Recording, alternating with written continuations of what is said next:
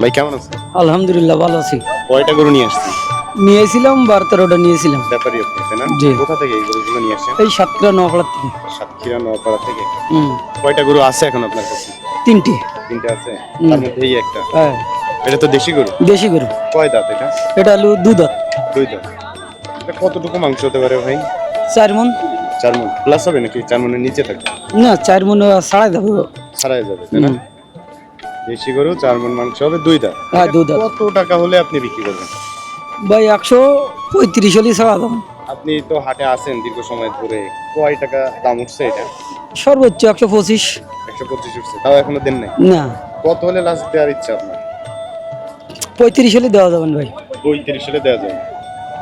দেশি গরু তো কেনার দাম বেশি। 1,35,000 টাকা আছে একদম, এই দামে হলে আপনি ছাড়বেন। জি। যদি ভিডিও দেখে কেউ আসে তো একবার একটু বলে দেন না কত হলে দিবেন, আর একটু কমান ভাই। আর নাই আর 2000 কমুক তারও বলাতে হল লাইন নেই ভাই। এর নিচের লাইন। এবার গরুর ব্যবসা কি মন্দা যাচ্ছে? 8 আজকে তো মোটামুটি ভালো না তো। হাট ভালো না, তাই না? জি না। এই এই গরু আইনে কি এই পর্যন্ত অনেকে বলতেছে লাভ হচ্ছে, অনেকে বলতেছে লস হচ্ছে, আপনার কি অবস্থা? কোনোটাই লাভ, কোনোটাই টাকা হইলেও দেওয়া যাচ্ছে, লসই যাচ্ছে। এভারেজ করে ওটা হিসাব কিতাব তো আর এখন বলা যায় না। পরে হবে। হ্যাঁ, এটা পরে হবে। তো আশানুরূপ ব্যবসা হচ্ছে যেভাবে চিন্তা করছিলেন? হচ্ছে যা হচ্ছে মোটামুটি, খারাপ না আবার। আলহামদুলিল্লাহ। জি, মানে ভালো চলে না আর কি। আচ্ছা ঠিক আছে ভাই।